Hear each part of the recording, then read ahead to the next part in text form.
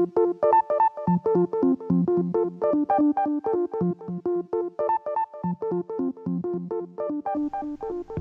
right. Good evening and welcome to Chasing Squirrels podcast. I guess it's official now. I'm into the second season. I really wrestled with the fact as to whether or not I would only do a 6-month stint for the first season and then in September jump into season 2. But someone on one of my former podcasts said you might as well start fresh and do a full school year. So this is second season, and I gotta say, I'm starting off with a pretty cool conversation tonight. So prior to hitting record, my guest and I kept on coming back to this really, really powerful tool that educators really should have, I guess, in their wheelhouse. And it's the power of reflective practice and sort of that whole thinking and trying to make sense of your context. And hopefully through conversations tonight, we're gonna amplify that a little bit. Plus, we're gonna talk about a whole bunch of other stuff like tech in school. Like we might even get to talk about micro-credentialing, maybe even about conferences inside and outside of Canada. But needless to say, really happy to have Jen Apgar on the podcast tonight. And Jen, welcome to the podcast. Thanks so much for having me. Super excited. It's cool, eh? Like this is kind of cool. And I know we were kind of just doing a little bit of a audiophile love fest before we hit record, but it is kind of cool, the whole podcasting thing. Yeah, I have a new appreciation for listening and without video, and how you can just walk and listen and wherever you are, just absorb it. So I'm excited. I'm a talker too, so I'm going to practice my listening and talking skills tonight. Cool. So I'll throw down the first little challenge here, and I'm always curious on the front end about not often. I'll say 99% of the time, the people that I talk to on the podcast, it's because I've come across something online, something in their social media feed, something in a blog that they've posted, an article, a magazine, can't even be like the 140 characters, some tweet that caught my attention. I will say you are all of that. I have little bits of stories that I could tie to each one of those. But it's still, I'm always fascinated about the stories that aren't usually posted. And one of them is sort of the origin story. So that idea, how did you come to education? Was it sort of brought to you? Did you go for it? Were there teachers in your family? How did you become? I think it started, so I'm the oldest in my immediate family, and I have 4 younger brothers. My mom was trained as a teacher, but didn't work as a teacher when I was growing up. She stayed at home and took care of us. So I don't think that was it. But I was sort of always a leader into a lot of team sports type things. And then I was actually reflecting on this earlier today. I remember, I think it was grade 10 sociology, and I decided that I loved studying and thinking about groups of people, but it wasn't what I didn't know what I wanted to do. So I did an undergrad at McMaster, played rugby there, and really liked all my sociology courses. Actually, I was saying to somebody that I picked all my courses so I didn't have to get up before 10:30, and that worked with my rugby practices. But I also purposely took things that I was interested in. So I didn't take sociology of work, and I didn't take sociology of education, because at that point in my life, I was not interested in it.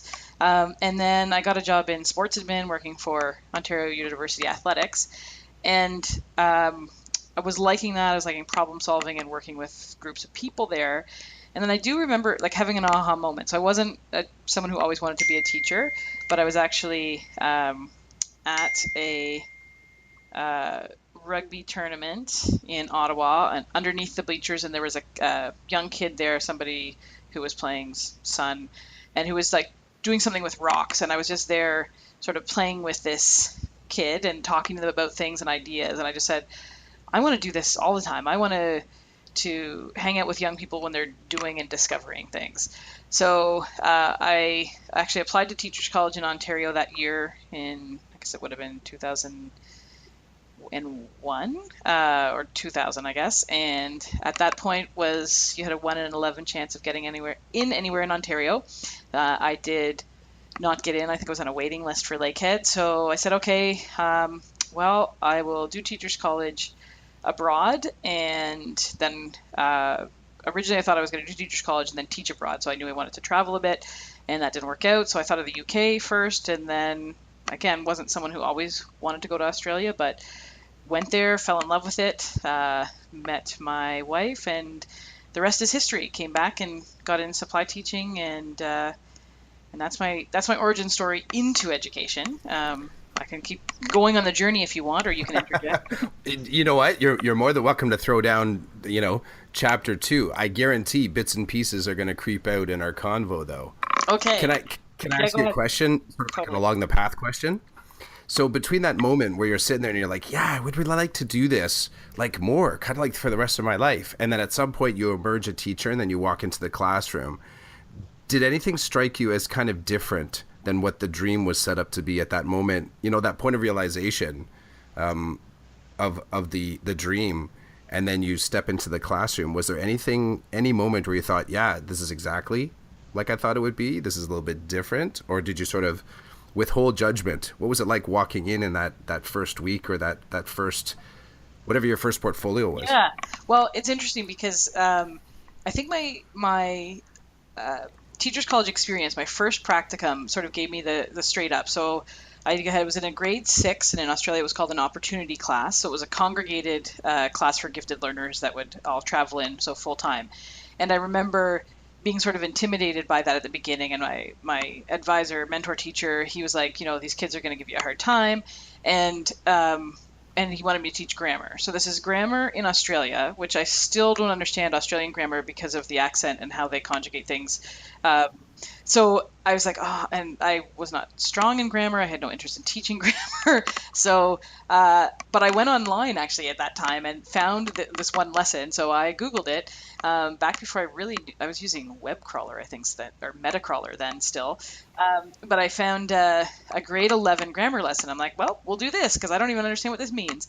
And then the kids had liked the challenge. And that was when I realized I'm like, oh, I was one of these kids too. Like, it's just that they want to be engaged and challenged. And so I earned their respect by uh, not dumbing it down, like not so saying, okay, this is grade 11 grammar, let's just do it and figure it out. And it was thankfully somewhat of an interesting, I mean, it was a worksheet, but we sort of unpacked it in an interesting way, and I was able to share sort of how in Canada some things might look different.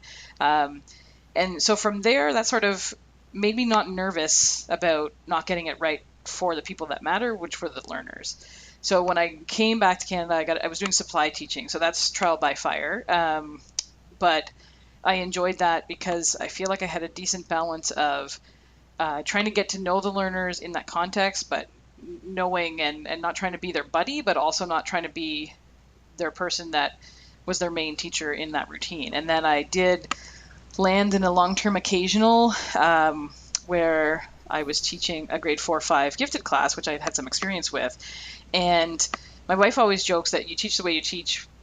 I don't know if which came first, the chicken or the egg, but I approached things from a very project-based inquiry, critical thinking lens because, again, that was what was common for meeting the needs of gifted learners. And now in every context I've applied that. So I don't know if I gravitated towards that role. I mean, it was the job that I got and it was for 2 months, or if I felt safe doing it in that role. But it sort of, I can't separate which came first, that chicken or egg, but that sort of informed who I was. And I've, as I've matured in my teaching career, also became more confident in that, even though it didn't necessarily match what was going on prior to the big push towards 21st century competencies and the lot. So what's your bring us up to speed then? So what's your current portfolio then? Where are Yeah. you at now? So fast forward, I did that for 10 years, including a year and a half off with my daughter, and then went back to do half time so I could stay home part of the time to do primary planning. Um, and then I'm now in my 4th year as a role. My title currently is 21st Century Technology Coach. So I'm housed with our elementary curriculum team, but my portfolio is K to 10. And I try to think of an elevator pitch because in other worlds, that's what you do. So helping teachers effectively leverage technology to empower the the learners in their classroom to meet the needs of what they need for the future. It sounds similar to something. I'm in our board. We have, I believe they're still called consultants. In our board in particular, we call them, they're centrally allocated positions. So it's you're not necessarily in a classroom, but you're looking to set the roots for, I would say, for the teachers, but also, like, do you get to work with students ever? Are you primarily working towards students through other teachers? Yeah, been it's been a mixed bag in the 4 years as sort of things evolve in where I fit in different places and things. I would say it's been primarily building capacity for and with teachers. I mean, I always love an opportunity to work with and be with students, but instead of me, I don't do a lot of.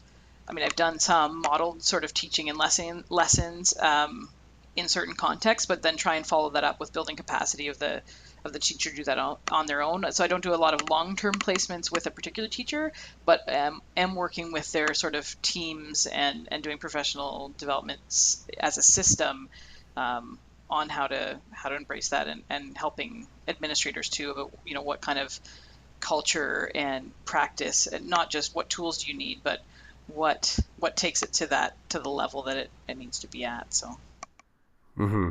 Often set, like board plans and other long-term plans, sort of making the suggestion of where, like, typically is something like that. Is it, in our board, let's say the consultancy framework, okay, I'll go in a different route. Can you stay in your position as long as you do reapply for it? Is it sort of yours as a position until what? How does that work? Well, and I think, and so I'm learning too, that could be different in different board contexts. So just because I know I have colleagues who are in a similar type role who's used to be, you got that job and you could stay at that job forever.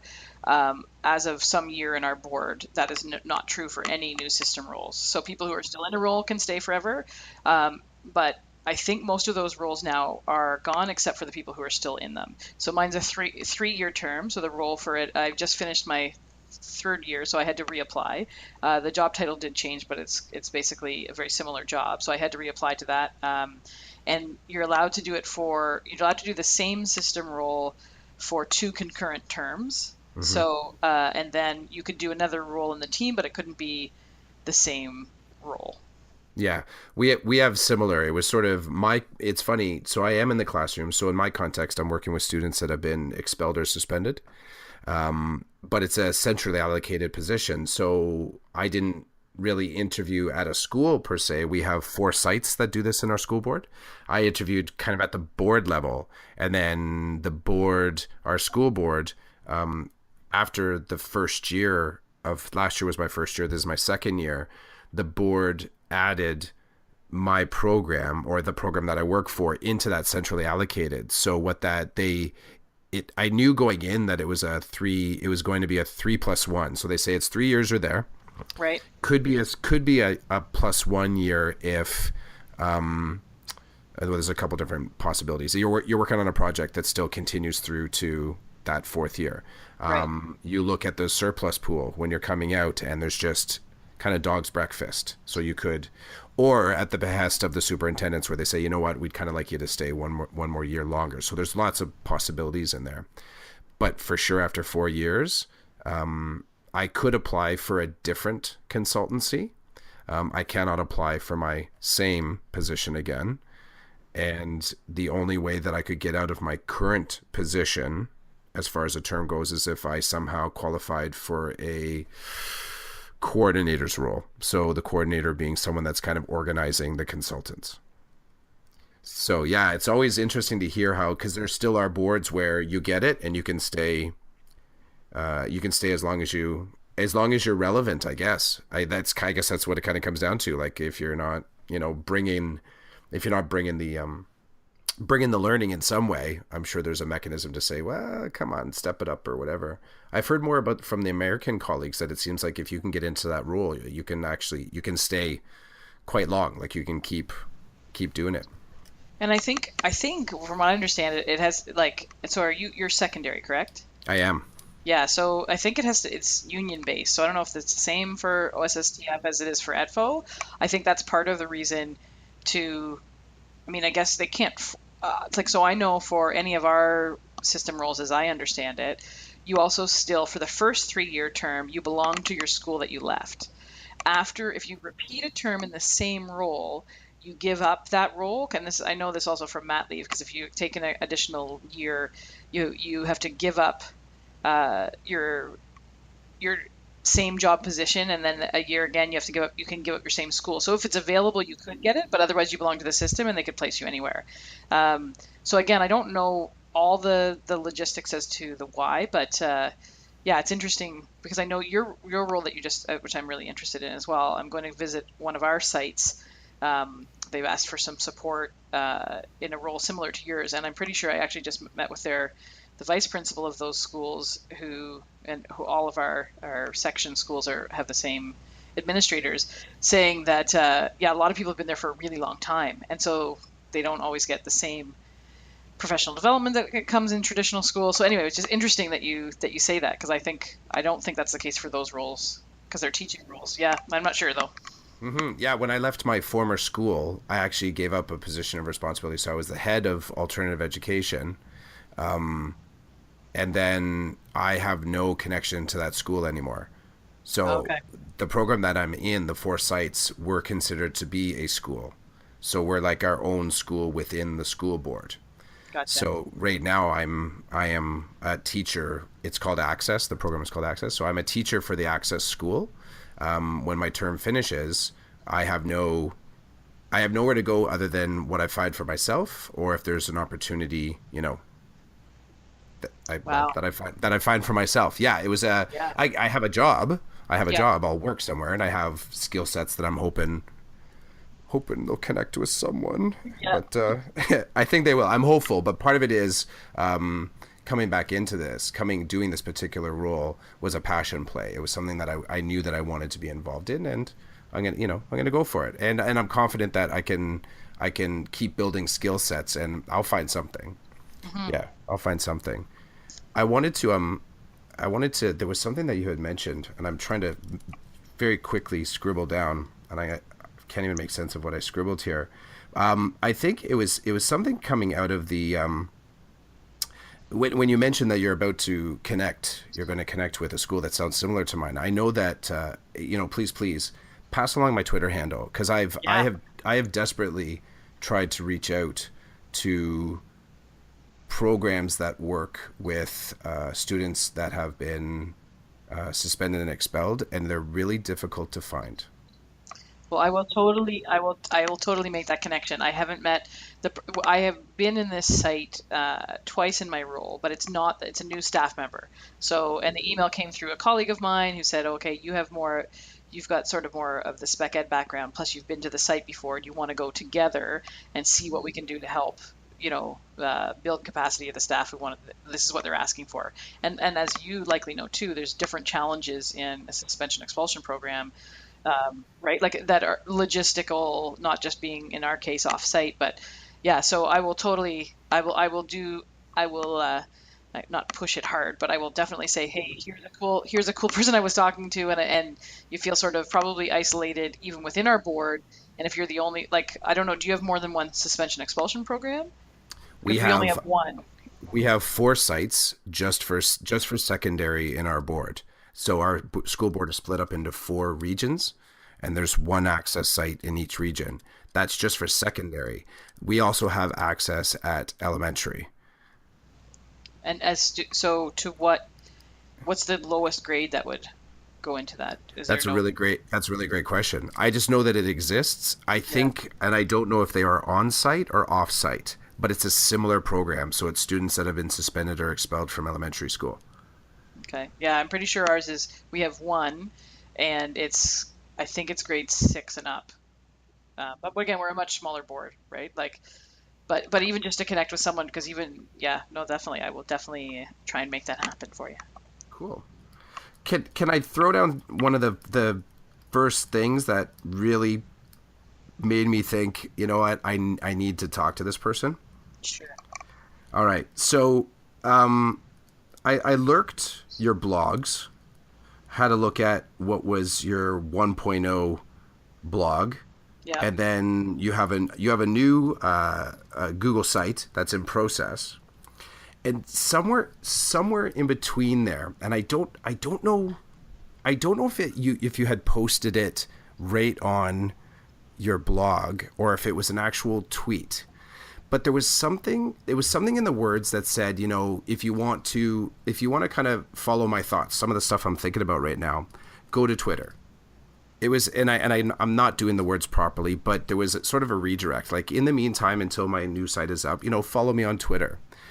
And this got me thinking about the the different methods that educators use for reflective practice. And it's funny because up to that point, I had never thought, I hadn't it's mind blowing to me, but I hadn't thought of Twitter as a place for reflective practice. And then there was a second conversation that I sort of observed between you and Andrew Campbell when you were sort of going back and forth a little bit about sort of teachers seeing purpose in using Twitter, and how, there's some questioning there. Do we use it? Don't I use it? And if there was any sort of like, it's not really a credible tool for communication.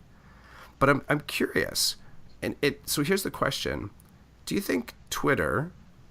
Do you think Twitter is a good medium for reflective practice? Well, And you can switch out good. Good might not yeah. be the right word, but that's the gist. That's where I'm kind of Okay. like going here. Yeah. Twitter as a tool for reflective practice. So I feel like I'll tell you why I like it, for me and how I use it, and then the pros and cons of that. I'll try and be reflective as I do it. Um, so just to get extra meta, I feel like so interesting, and I'm not usually ever wordless. Um, I think why it is good. So I'm just going to go with that. Good because, okay, so cheap, easy, free, all of those purposes. And in the moment. So I think with reflection, and this is what I've learned in my years in this role, talking to a lot of kindergarten educators about documentation, what is pedagogical documentation, and so documenting something and then reflecting on it is sort of necessary. And it's funny that you even called them my blogs, because I call them like my sort of not great website warehouses. I did blog when I was in the classroom, and people say, "Oh, you should write more." And I feel like 140 characters. I have a fast tangential brain, and I like to reflect in the moment. And it's not that I don't value going deeper or longer in reflection, but I'm also a social extrovert. So I want the potential of feedback. I don't need it. Like, I don't. It's not. I need a lot of likes. But in the moment, if someone writes something like this, makes me reflect, and I think I'm purposefully trying to model a reflection, taking risks and being vulnerable with people in a hopefully digitally citizenshipy type way. And then if that engages and has people reflect back, then that benefits me as the learner, the person reflecting, hopefully benefits them. And so I think it's good, like good in that way, because it's not a lot of investment. So you can sort of do it in the moment. Um, why it might not be as strong is it's possibly could be surface. But I think I try to frame my questions and my prompts for myself, my provocations, um, as something that could go critical think, like could be like provocative in a critical thinking way. I like Annie Fetter's sort of, have you seen her math, talking about, what do you notice, what do you wonder? Are you familiar with that? Yeah. I've even tried to, because I realize it's kind of like someone saying I feel as opposed to something is. So if I say Minecraft is a good game, or I say I feel Minecraft is a good game, it's like I wonder if Minecraft could be an effective tool for teaching math.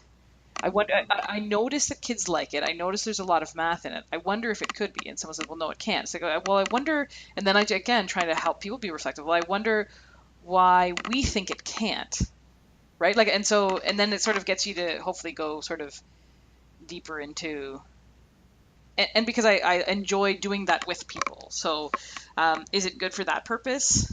I would think so, and because it lends itself to being interactive. I remember this is like projects that I think of in my head and then never do, and I was thinking of I was going to call it diablog, like so instead of dialogue, like a diablog, where because I want the back and forth. Like I know journaling is supposed to be and is very good for people just to talk to their own brain out loud. But I even as a kid, like when I would write a journal, I had a hard time writing something that nobody would read other than me, even though it would be a different me at a different time. I wanted to know what other people thought, and maybe because it's my social brain, it's my large family brain. Um, maybe at some point I was scared of what I just would think of myself later. I remember my grade 7 journal, like, and would tell my students this too, like I ripped it up and set it on fire. And now as an adult, I would, and mostly because it was embarrassing. There was nothing, I mean, again, thankfully there was nothing in there that, was traumatic or it was just embarrassing as an adult, as probably most people's reflections during puberty would be. But then as an older adult, I'm like, oh, why did my grade 10 self do that to my grade 7 self? So I make sure to tell kids this. I'm like, put it away in a box and then don't look at it, because it might be cool to look at that again later. And I think what I like about Twitter is it's because I can do the advanced search or whatever, is if I sometimes do funny hashtags, I do hashtags for myself, but then I can find them later if I want to go back, but I don't have to. And maybe in the meantime, they've benefited somebody else. Maybe I mean, I've only gotten into only one debate where I sort of felt heated enough that I needed to leave, which is very unlike my character. But I wanted to, like a teacher, understand this person and where they were coming from, and then I just realized they were kind of maybe a disguised troll, and I needed to walk away. Yeah. What so okay, so it's a little bit of a two-parter. Let's go present time. Is there anything that frustrates you about your reflective practice? As in, it's sort of like it's just it, and it comes down to like I think to myself, there's the thing that I'm thinking about, and then I tend to get frustrated not about the thing that I'm debating about, but how I think about it. And I sort of think to myself, I need a better way to figure this thing out. Because I was talking today with my colleague. So I work with a CYW, a counselor, and I was talking about how I create a thing and I kind of move on. She asked how many of my podcasts have, the conversation is like, how many of the podcasts have you listened to? And I said, I haven't gone back and re-listened to any of them. And she's like, why? And I said, because I was right there in the moment for the whole thing. I was there. I was present. I was in there. There was no point where it was getting too far ahead of me, too far behind me. I was there for the whole thing. I've gone back and listened to sort of parts of ones, but I've never done anything all the way through. And that tends to be a bit of a frame, both fortune and faulty, in my reflective practice, is I tend to always move forward with it. For better, for worse, I would say that's the thing that frustrates me. I have a really hard time about returning to the reflective practice. It is a practice unto itself. Like I don't go back and look at the artifacts again. What about for you in your reflective practice? What bugs you about your practice? It's interesting because as you said that, I'm like, oh, I'm totally the same way, but it doesn't bug me in the same way. But then I'm trying to figure out why, because you know what I mean? Like, Yeah, why yeah. doesn't it bug me? So it's like, well, so what is the intent behind like reflection in general? So if, and I think of my personal social media. It's like now I didn't used to have on Facebook like a year ago today this happened, and then people kept posting them all the time. I'm like, oh well, I want to find out what was happening a year ago. I generally don't post them, but it's interesting to bring you back to a moment in time of which you can reflect on that. Like so, photos and personally, I think about that. I guess so.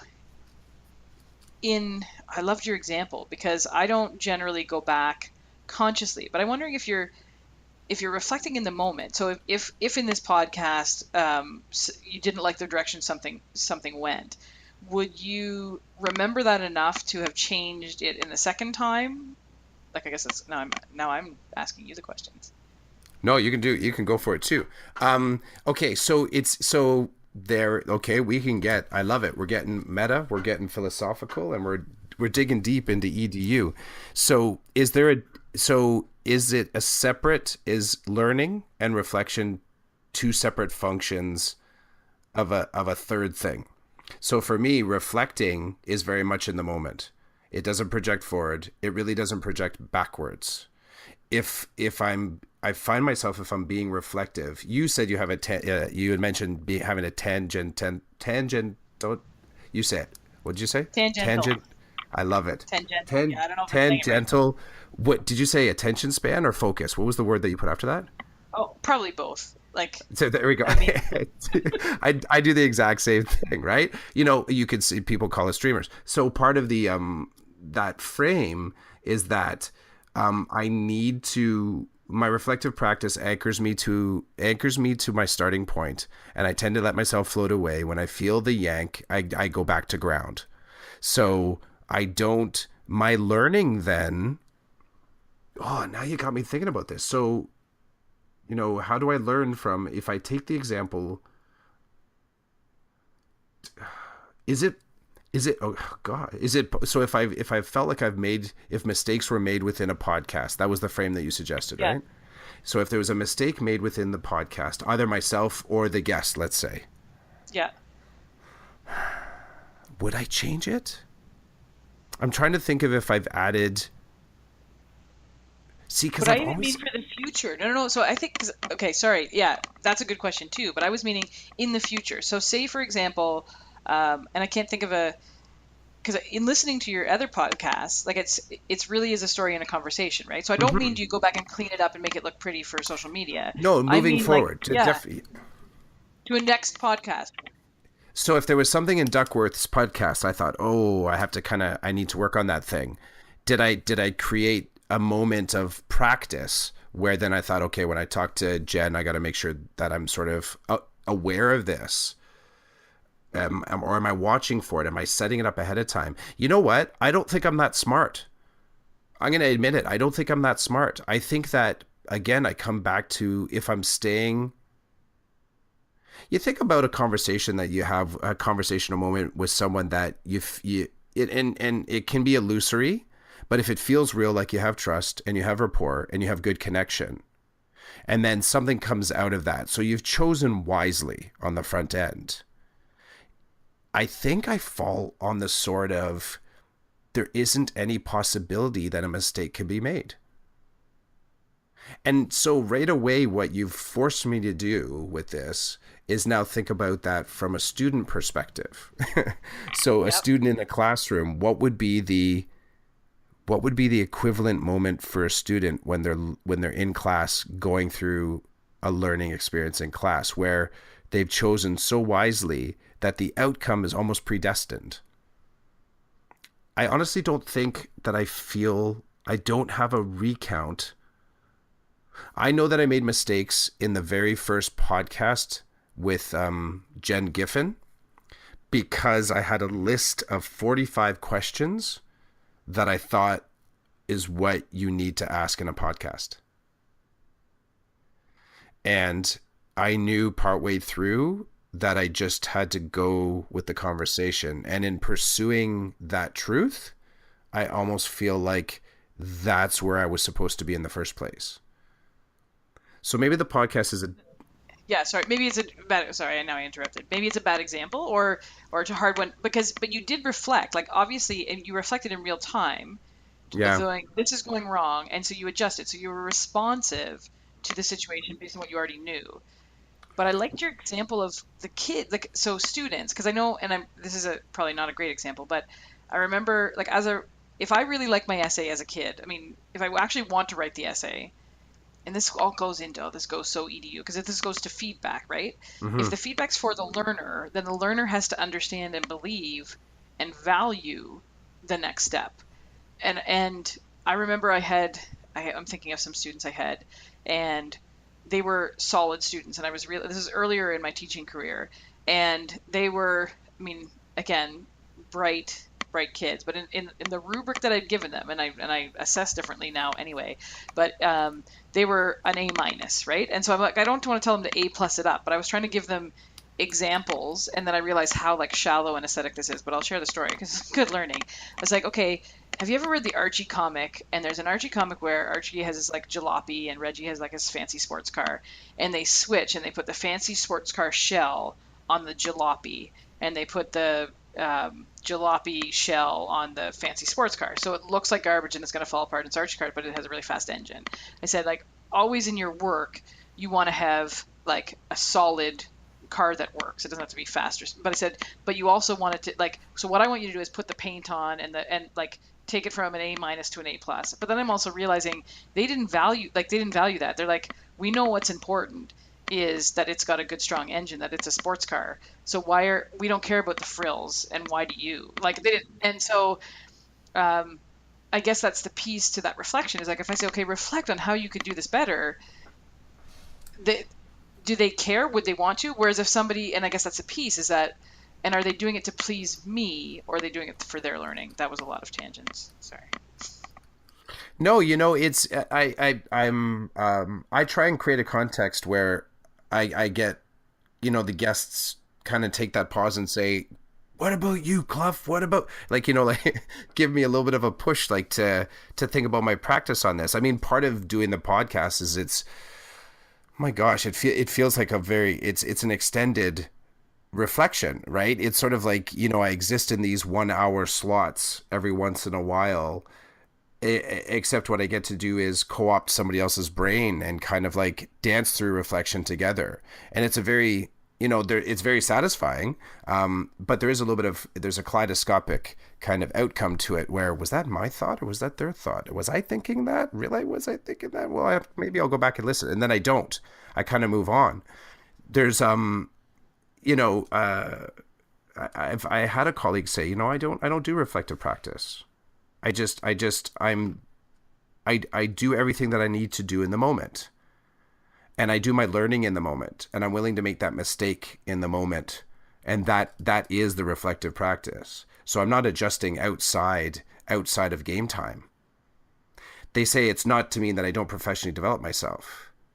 But what I won't do at the same time, a boss of mine used to say, so before I became a teacher, I was a chef.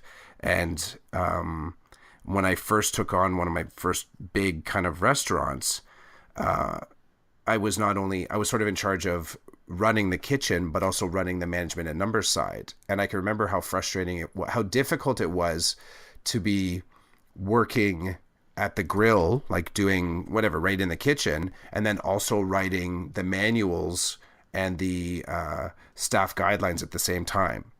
Like I was getting incredible information while I was in the middle of it, but then having to find the time to be able to sort of put it to paper. But what I learned from that is that's really necessary, like to be able to have that. I think that's a little bit why I also asked the question about your connection to the kids, is that, what informs your practice is that data set, the right data set.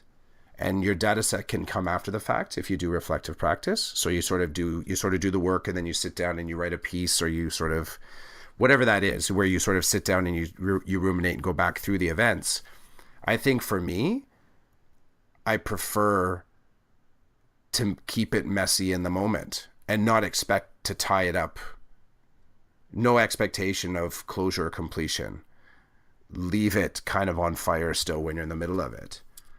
And I like that you've pushed my thinking this way, because I don't know if I've ever, despite the fact I like to write and I put a lot of my thoughts down on paper and I put them in a lot of different places, I don't know if I've ever confronted myself with what it is about my reflective practice that I'm doing.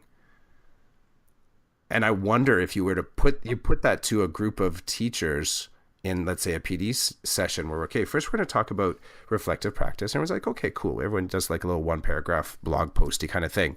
And then you sort of put back and say, and why did you do that? You just got to drop the mic, walk out. Well, I don't know. Well, and I love the why part, but I'm wondering, so it's funny because you're coming to a different conclusion and I'm like, no, we're saying the same thing. But I'm wondering if it's embedded.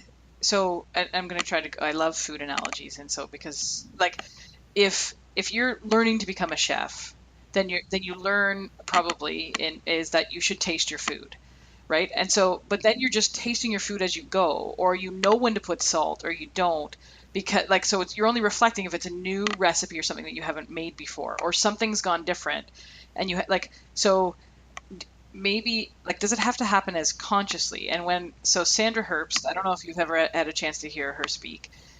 She's a superintendent. Yeah. So she always like, and we talk about this in our team. So like turn the mirror inward, and so I think it's being cognizant of your why, right? Like I'm a big Simon Sinek fan too. Is that so? Can I answer why? And then do I trust that my why is not biased? And that's what I then reflect on, right? Like that's what when we were talking before the podcast, is that okay? So I think my students are learning this. And then in our team, we talk a lot about data. So what's all the data that says this? What diagnostic did you do that says this? I'm like, well, and I reflect on my practice. I'm like, I don't think I did a lot of, well, I say right now, I didn't do a lot of formal diagnostics. And again, maybe it was the cohort in which I was working with, I got away with that, but I was not trying to scam anybody. But if my students had to come in the program reading 2 grades above level, then it seemed redundant to me to assess their reading level, right? Because unless they were sliding, right? But I knew the students and I felt like, so I was doing all these informal diagnostics, but then we also talked about, well, did you document it? I'm like, so I could prove it to somebody else that I was doing my job, or for myself or for the learner? Because that's the other piece. I'm not saying don't do these things, but I'm always thinking, what is the intent and purpose behind it? Because, and then it comes to do we trust ourselves, and then how does that relate to teacher efficacy, right? Because we've been thinking and talking about that a lot, is okay, well, what makes and I mean, and this is very simple terms because I know it's much deeper than that. But if you think you're a good teacher, you are a good teacher. Well, if you believe you are a good teacher, you are a good teacher. Is that what efficacy is? It's like, okay, but what makes you believe it? And I love what you said, and even the way you talked about your podcast, because, I mean, in a deep way, like, do you have and again, I know it's an overused term sometimes, but a growth mindset as it relates to embedded reflective real-time practice with empathy for your learners, knowing that you're a learner too, but as an educator, um, your learning is important. You're a co-learner, but I mean, our job is there for, like I always say, well, there wouldn't be a school board if there weren't kids. Of course, Yeah. it's an urgent student learning need. Yes, we have teacher needs, but only to serve student needs, because if there were no students, we would have no jobs. Mm-hmm. So I don't know what that was, just a lot of mind dump. No, it's good. What it made me realize, I think that the why. I love that you threw the Simon Says in there, um, because my why is at some small way it's why don't I know more about education? Like what the why, that's my why. My at the heart of my why is why, and then I go about procedurally how am I going to learn more about the story of education. And I really do have come to embrace the idea that it does unfold like a story through stories, bunch of stories, but the big story.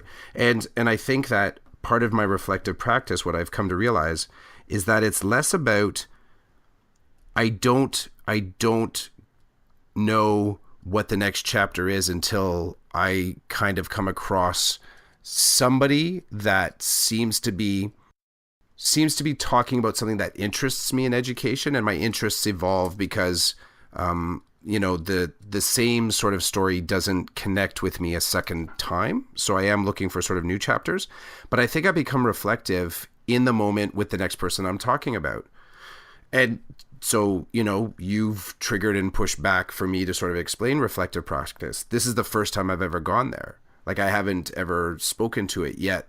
This whole experience of doing a podcast is one long meta experiment of reflection. So it's interesting to sort of be in that place right now, because it's sort of it I like looking at it this way. I ruminate about the technical aspects of the podcast, but I don't sort of fret over what could happen during it. I just kind of go with it.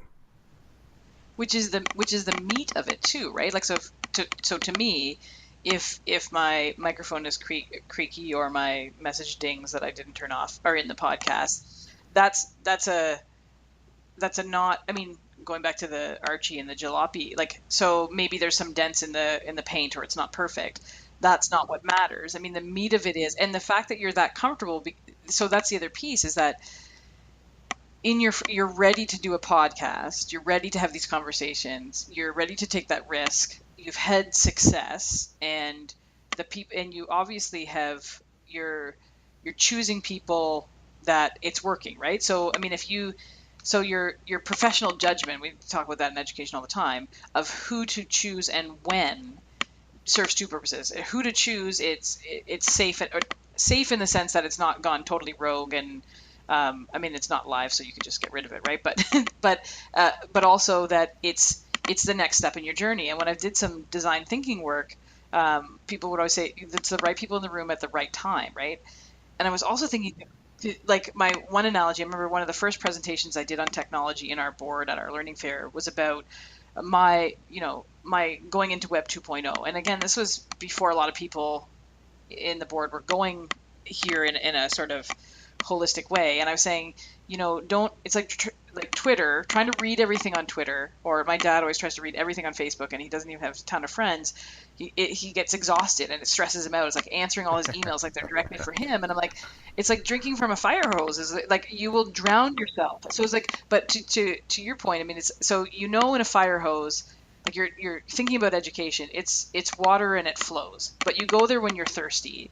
But then the other piece is that you're where you're aiming for is what you need to drink at that time, or what pushes you to say, hey, I didn't think I needed to drink this, but I pushed my boundary enough to get something new, and now I'm thirsty to follow another stream. But my another analogy I just came up with, and this is interesting because we were talking about your Disney trip too, is that saying, okay, if you plan a trip, or we're talking about the inquiry cycle, right? So plan, act, reflect, assess, and then reflect, and then plan again, right? So that reflect piece. And so when you're sort of stuck, if you've not assessed anything I mean, you have, because you've started somewhere, but you're reflecting on what you're going to plan. And then as you go through that, so I said, so we're going on a trip. So you're planning for a trip, reflecting, I might want to go to Australia. I'm planning, here's the places I'm going to go based on information that I've gathered in the sources of where I am in my life now. So I go and have that experience. And so some experiences are great, some are not so great, some matched what I thought was going to happen, some didn't. Then I assess, this trip was a success, or it wasn't, or whatever. It's like, but now I'm reflecting on what did I actually love about it, and then I guess this is, I'm wondering, in your journey, we are going back to Australia. We're taking our daughter, but like I want to do something new, and not just for the sake of novelty and not just for the sake of innovation, but I'm like, I don't want to go back to the same place. But at the same time, like Disney, there are places that are so big and so involved and so embedded and have just that wonderful feeling that I want to experience them again, because I know it won't be the same experience. And I know I love this type of candy at this place, so I will get that, but I want to try a new restaurant, right?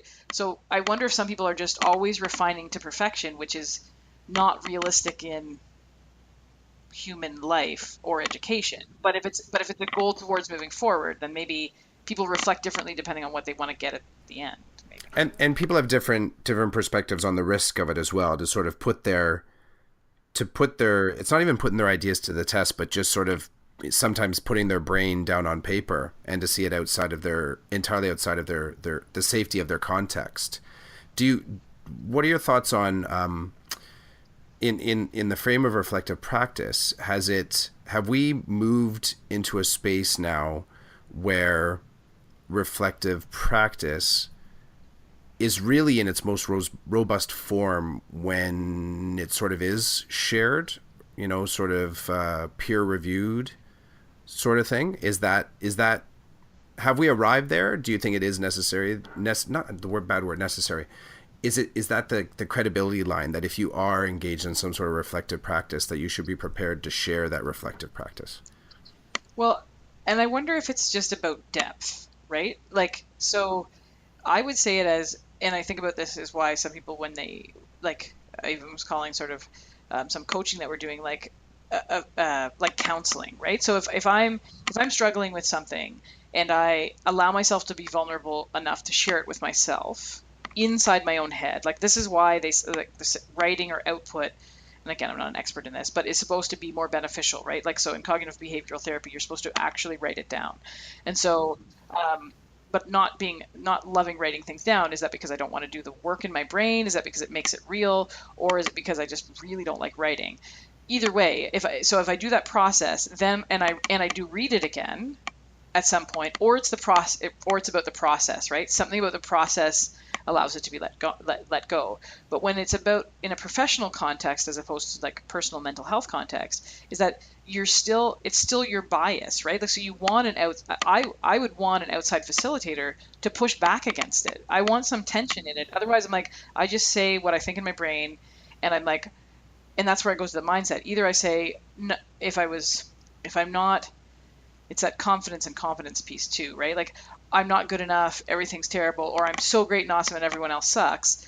If I don't ever get any feedback as to how the rest of the world gives me feedback on how I reflect, then I don't know where I stand necessarily in a professional context. So I enjoy the pushback, not for the sport of it, not for, the popularity of it, but then to say, okay, am I on the right track? And how is someone outside of me? Because even if I try and reflect, we talked about lenses before, right? Okay, I'm trying to put on, and I try and be an empathetic person, and I try and imagine like everybody as the 8 to 10-year-old kid, because that was who, like, I have that for students when they're sitting in my classroom. It's sometimes harder with adults or internet trolls, but if I imagine when they were an 8-year-old kid, what is their lived experience and story, and what would they say about this? Then that sort of keeps it in check. But so professionally, I mean, I try and always imagine it from a learner desk. Yeah, I don't know. So it, now I forget. Now I went so deep into my head that I forgot that. That's awesome. That's awesome. I'll come looking for you. I'll come looking for you. It's fair. So, I what I take from that is, for you, the share is important.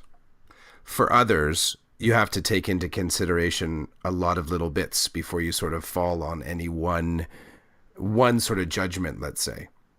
So for me, the reflective practice is akin to story keeping and storytelling. I come to realize that me as a teacher, in brackets, I would put storyteller beside it, to be honest, because I find that my drive includes other bits and pieces of stuff going on, whether it's a math lesson or a history lesson, or it's just a, sir, I need to talk to you kind of a moment. My reflective practice in general, I think I do look at it as one long story. And in doing so, I feel like I can let go of the formalized reflective practice kind of moniker, only because I think that storytelling in itself, like the oral tradition of storytelling, is not only a reflective practice, but it's inherently communal. Like you have to have someone to tell that story to. And then in doing so, I think there's an unset expectation that not that the story necessarily stays the same, but that it does change, even as it sort of commutes over the distance between the mouth and the ear. Like something is picked up that's slightly different, and it sort of arrives and it's slightly different, that, then the story becomes that person's story. And I think, somewhere in my brain, it's sort of, that's, and I think I mentioned this as part of my approach with the podcast, is to try and create a space where some story can come out, but I really don't know exactly what that's going to be until I'm kind of right in the middle of the chapter. And even then I'm still wondering, okay, where are we going to go next with this? Yeah, and it's interesting, like as you're saying this, I'm thinking about so many different levels. Like, you mean your students are part of your story, and Yes. then, I mean, and I think that's the human nature of story. And that's I mean, when people talk about robots taking over, for teachers, like, they won't, because they don't have their own story, right? Like, even if the AI could write a story that would seem to make sense in a story, they don't own it, right? And then it's not shared and it's not passed on. Yeah, I'm loving this chat, because I'm thinking about all these things, and I'm thinking about, but when your stories come back to you, then they're also changed. Like, there was this one professional learning experience where we were taking an approach with teachers. We were teaching them, trying to get them familiar with a new technology tool. And it was a small group, and always before we would train them or do it in a very linear way. And I said, like, I mean, I'm a discovery-based learner when it comes to tech. All the people who I know who work in tech did that, but I know it's not everybody's preferred domain. But I'm like, well, let's they can figure this out. A kindergarten kid can figure this out. It's their own obstacles and fear of tech that won't let them. So I said, okay, what we're going to do is you can talk to anyone in the room, but you can't talk to us for 10 minutes, the people who know how to work this tool. Said, and you're working collaboratively together, and we're going to call this productive struggle. And at the end of 10 minutes, we will help you in any way that you want. But for 10 minutes, you can only help each other, and you will figure it out. And I said, and if it's something that is not productive in the struggle, like your login doesn't work and you cannot solve that on your own, then put up your hand and we'll help you. But other than that, we're not telling you what to click. We're not telling, like, here's what we're asking you to try and do. And so, and the one individual was very uncomfortable and kept asking for help. And the other educator, who was a different different person than I had worked with on the other sessions, she's a kindergarten educator, and we felt so bad because here's an adult in a professional learning context who's asking us for help. And so we just looked at each other. We're like, okay, we'll do it in 10 minutes. We promise. Like, it was, and so anyway, they did it. Everyone had success. Yay. For this particular individual, I didn't get a lot of feedback. I haven't, like, from that individual, but then since when we were talking about mindset or with math with people, I would talk to the adults and say, like, this is, being we're doing this, and this is why, and this is what happened, and this was hard for us to do this, but this is important to do, or what, I can't remember how I ended it. But then, like, 2 in-services later, this person came up to me who I recognized, and she said, since you did that, she said, I do that with my students all the time. Like, this has made a huge impact. And I'm like, and it wasn't something that we had sort of consciously thought through. It was hard for us to do, but I'm like, but now that's a story that's now part of her students' stories, and then I can now, in imparting it to you, going, these are the layers of this. So is that it's forced me to be reflective because it's taken back in time to that very first time, right? Like, which solidifies that experience, and so again, even in that moment for that learner in that context, it's now morphed into so many different things, and that's made me be reflective on it 3 different times. Do you know what I mean? But I was, if nothing had happened out of that, like if I hadn't, in the moment in this other PD made this connection, it could have been lost, right? So I think sometimes reflection just happens serendipitously when it needs to happen for you. And I just hijacked the story and went on another tangent. But there you go. No, it totally works. Especially you keyed me in on that productive struggle. I like that. I just, as a turn of phrase, I like that. I think I employ that tactic quite often. And almost to the point where sometimes the learner is like, you've abandoned me. I'm like, well, let's discuss what abandonment is. And like, you're doing it again. Like, just tell me what to do. I'm like, if I tell you what to do, they go, I know, you're going to take away something from the experience. I'm like, let's just pause there for a moment. No, I don't want to breathe and become mindful. Come on, sir. Just tell me what to, I'm like, productive struggle. It's hard to shift, right? And I think of it, I've used with my students before, like, you're running really hard, like at a brick wall trying to get out of this room. And sometimes if you like take a step back and look, like the door is right beside you. But then sometimes, and it's interesting because as a gamer, I have like, when I was growing up, I never wanted to use cheat codes. And I remember the 2 games that I solved, and both were Infocom games where you had like the old highlighter pen to like have the things come up because we were stuck, right? And this was back in the day where when you were stuck, there was no, like, and thinking about that, it's like, oh, I feel like I didn't do it entirely on my own. But I've come to a place where, you have to also begin to recognize when your struggle is no longer productive, right? Like if you really, and then when you need to ask for help or you need to walk away, or if it's just about the journey. Like we did the Diefenbunker escape room in Ottawa this summer, and we didn't escape, but it was so fun, and I'm glad we didn't. Like we asked for a couple of hints, right? Like because we wanted to get closer to achieving.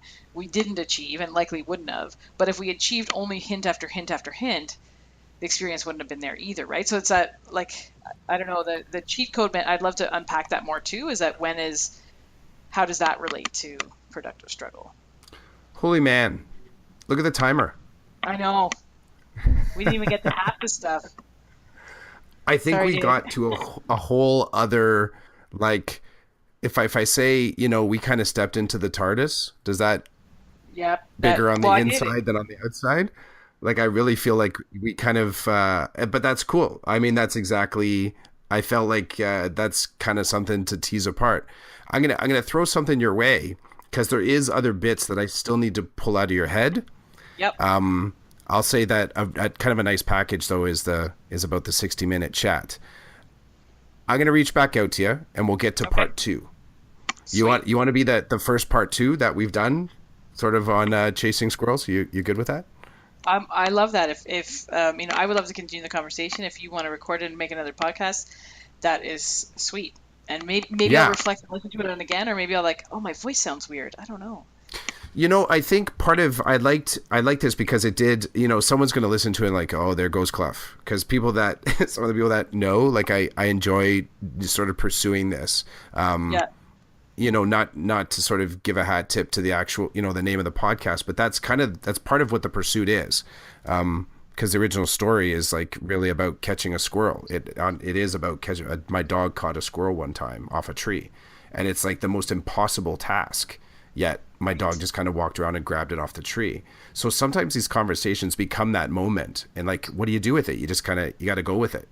And I don't think there is a really clean exit from a conversation about reflective practice, and I think sometimes that's what makes it difficult to talk about it in academic settings, because it's compartmentalized in a way like it's a should be done, and it can't in a prescribed fashion, and you have people that really can't see the door. Like you said, you might be standing right beside it, but the way that it's kind of packaged. So I think someone maybe queuing into this podcast is going to get a whole lot of little possible ways to kind of access a little bit of their reflective practice, and maybe move forward with something to, gather a deeper understanding of how they do the things they do, or what it is they're actually doing. In part two, I'd like to dig more into your techie side if we could. Yep. You cool with that? Totally cool with that. So the primer for that is so the whole this whole thing kind of started with me talking about witnessing a conversation on Twitter that you had, a Twitter chat. The other thing that was kind of firing me off was seeing your selfie standing in front of the doors at ISTE, and the joy on your face. And I thought to myself, I think I need to hear a little bit about this. Yeah, and I've been very reflective about ISTE. Very thankful for the opportunity. So yeah, I would love to go there. Cool. Can I give a retro, and you can cut this if you want, but a retro like visual shout out, because I like the TARDIS. But then I'm imagining, okay, in the Matrix when like they dodge the bullets and everything goes slow. So imagine that speed, but it's like in Karate Kid when he's catching the fly with the chopsticks. It's the chopsticks coming towards the fly in slow motion, and like Matrix slow motion, and then we're going toward and that the other piece with the dog and the squirrel. So it was funny when I sent my colleagues this podcast saying, "Hey, check this out." They thought it was a joke because chasing squirrel. They thought I had made the thing because our old principal of the program, who's now a superintendent on our board, talked about that she loves she's always chasing squirrels, right? Like, which is going after, like, in a connected, meaningful, passionate way. So they totally thought it was a joke. I'm like, no, and they're like, oh, it's a real podcast. So anyway, we love your title. That's and, cool. Good. I'm glad it has. When it kind of popped into my mind, I'm like, some people are going to get it right away. Other people because I think I just call it chasing squirrels. I don't even sort of throw podcast on it. So people come across, they're like, what do you mean? What are you talking about? And for me to even have a story to justify it, dog grabs squirrel.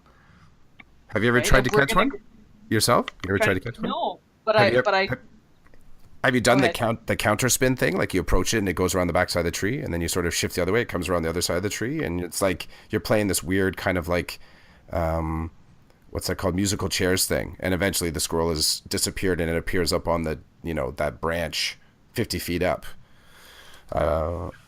If you don't have that, if that's not part of one of your lived experiences, it is a fun afternoon.